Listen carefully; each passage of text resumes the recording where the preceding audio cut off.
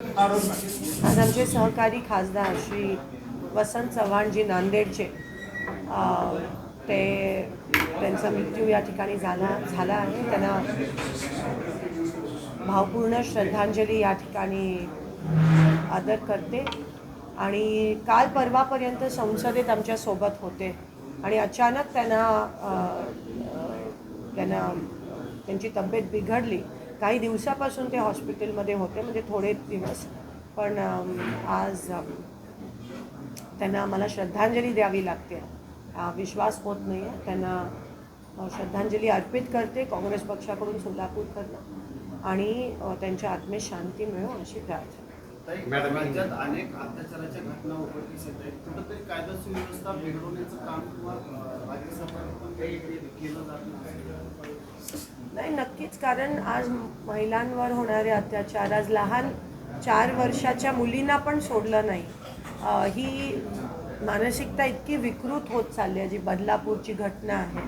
आणि ही विकृत मानसिकता जी आहे ती ह्या कारणामुळे आहे, कारण का जेव्हा जे बलात्कार करणारे आहेत, अत्याचार करणारे आहेत, जेव्हा त्यांचा स्वागत केला जातो, जेव्हा सत्कार केला जातो, किंवा जेव्हा त्यांच्यासाठी टाळ्या वाजवल्या जातात, तेव्हा हे विकृत मानसिकता असलेले जे शैतान आहेत त्यांना असं वाटतं की आम्ही काही केलं तरी आम्हाला सपोर्ट करतील, उलट सत्ताधाऱ्यांकडून आमचं स्वागत केलं जाईल. अशी जेव्हा मानसिकता समाजात येते तेव्हा आपण खरंच पुढे चाललो आहे का काय असा विचार आपल्या मनात येतो.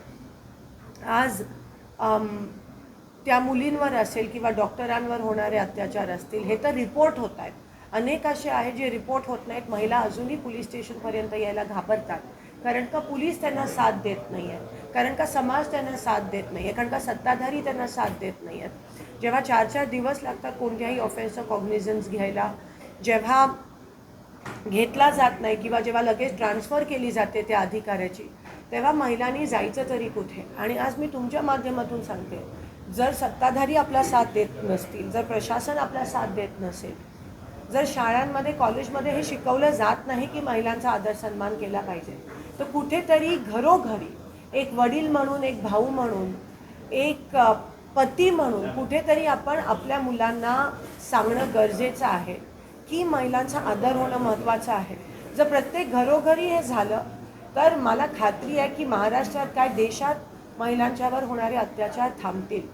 आज बेटी बचाव बेटी पढाव आहे, पण बेटा पढाव आणि बेटी बचाव हे महत्त्वाचं आहे. आणि पढाव म्हणजे फक्त शिक्षण नाही, पण घरोघरी देणारी त्याच्यावर जे संस्कार दिले जातात, त्याच्यावर जे अपब्रिंगिंग असतं ते महत्त्वाचं असतं. की महिलांचा, मुलीचा आदर कर, ते तिच्याकडे पण आदराने बघ, तिच्याकडे बघण्याचा दृष्टिकोन हा कोणत्याही वेगळा नसायला पाहिजे. जर हे घरोघरी सांगितलं तर नक्की मला असं वाटतं हा फरक पडेल. मुलींनी काय घालावं, मुलींनी कशी वागणूक करावी, ह्यापेक्षा मुलींनी सेल्फ डिफेन्स करावं, हे मुलांनी केलं पाहिजे. मुलांनी जर वागणूक आम्हाला चांगली दिली तर मुलींना हे करण्याची गरज नाही. हा पुरोगामी महाराष्ट्र हा सावित्रींचा आहे, अहिल्याबाईंचा आहे, रमाईचा आहे, जिजाऊंचा महाराष्ट्र. आणि इथे जर मुली सुरक्षित नसतील, आपल्या देशाने पहिल्या महिला पंतप्रधान इंदिरा गांधीजींच्या स्वरूपात दिल्या, आणि आज जर आपल्या देशात ही विकृत मानसिकता सत्ताधाऱ्यांमुळे होत असेल तरी शोकांतिक आहे. आता आपण हातात घेतलं पाहिजे, समाजाने आता हातात घेऊन क्रांती घडवली पाहिजे, ह्या मताची मी आहे. कारण का प्रशासन आणि शासन महिलांना आणि आपल्याला साथ देत नाही आहे. कायदे कितीही कठोर केले तरी ते फक्त कागदोपत्री ब्लॅक अँड व्हाईट राहतील जोपर्यंत ती क्राईम रिपोर्ट होत नाही. पण क्राईम झालीच का पाहिजे, आणि क्राईम जर रिपोर्टच झाली पाहिजे तर तिला तो समाजाकडून तो सपोर्ट होणं गरजेचं आहे, जे आज होताना दिसत नाही आहे. कारण का एकंदरीत देशात वातावरण सत्ताधाऱ्यांमुळे हे अतिशय विकृत होत चाललं. खरं तर मध्यंतरीच्या काळात लैंगिक शिक्षणाचं शालेय शिक्षणामध्ये समावेश असते, मोठी चळवळ झाली. आता लहान मुलांना पण सोडलं जातं, त्यामुळे गुड टच बॅड टच हे सगळे आता शालेय शिक्षणामधनं समावेश झालं पाहिजे. त्यांना लहान मुलांना शिकवलं गेलं पाहिजे असं आपल्याला वाटतं का? नाही, नक्कीच अवेअरनेस वाढला पाहिजे ह्याबद्दल. पण जसं मी म्हणाली, मुलींनाच गुड टच बॅड टच शिकवलं जातं, पण मुलांना पण शिकवलं गेलं पाहिजे की एक आदर, सन्मान, रिस्पेक्ट मुलींच्या प्रती असायला पाहिजे. हे घरात शिकवलं जाऊ शकतं, हे शाळेत अनफॉर्च्युनेटली शिकवलं नाही जाऊ शकत. आज शिक्षक शिक्षिका असतील, मी काल कार्यक्रमावरती त्यांना पण मी विनंती करते की चौकटीच्या बाहेर जाऊन हे जर तुम्ही मुलांना सांगू शकता शाळेत तर खूप फरक पडू शकतो. आणि मला खात्री आहे की ही जी संख्या आहे, जे पर्सेंटेज वाढत चाललं आहे अत्याचाराचं, ते 100% कमी.